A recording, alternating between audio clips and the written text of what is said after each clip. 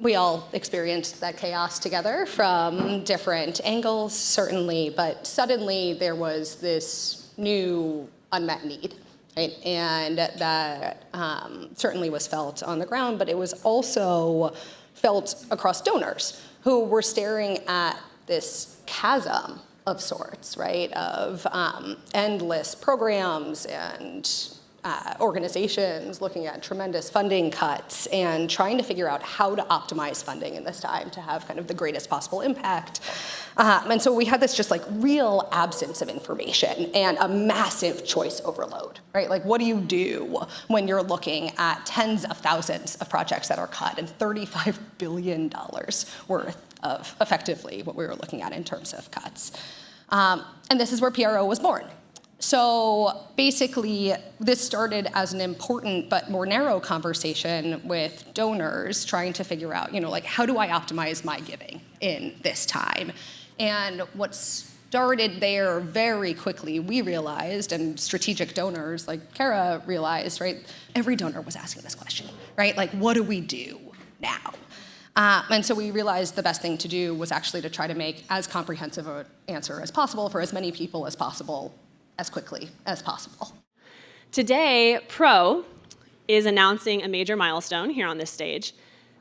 It has mobilized more than $110 million, ensuring continued, we can give a round of applause for that. That's a new number and a big jump. Ensuring continued delivery of life-saving aid to an estimated 41 million people across more than 30 countries. Thanks to a new anonymous gift, every project identified in PRO's first wave has now received funding, and that will keep every project on its urgent and vetted list running for another 12 months. It's come out of such a dark time, and we're not out of it yet, but certainly to be able to share some good news and some good efforts, it feels good. We were one of many who were asking this question, what to do. And it was really clear to me that the best thing that private philanthropy could do was to get out of its own way. There were definitely people who stepped up, and there are people who are continuing to step up. And yet, there are a lot of institutions, a lot of funders, a lot of folks with donor-advised funds who have been sitting. These are people who call themselves global health donors. If you're not moving your money now, I don't know what you're waiting for. Mm-hmm.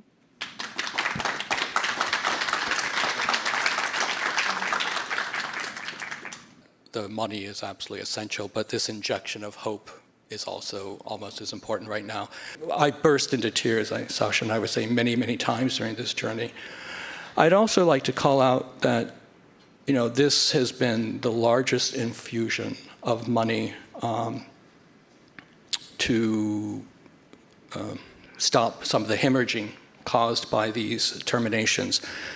But I'd be neglectful if I didn't call out other donors. I think, we're blessed with a very faithful group of partners who give on a regular basis, and not only did they kept giving unrestricted funding, they also increased. One of the privileges working for Helen Keller International is you get to call on her incredible wisdom, and one of her quotes that moves me very much, and I think very appropriate for this time, is she said, "Although the world is full of suffering, it is full also of the overcoming of it."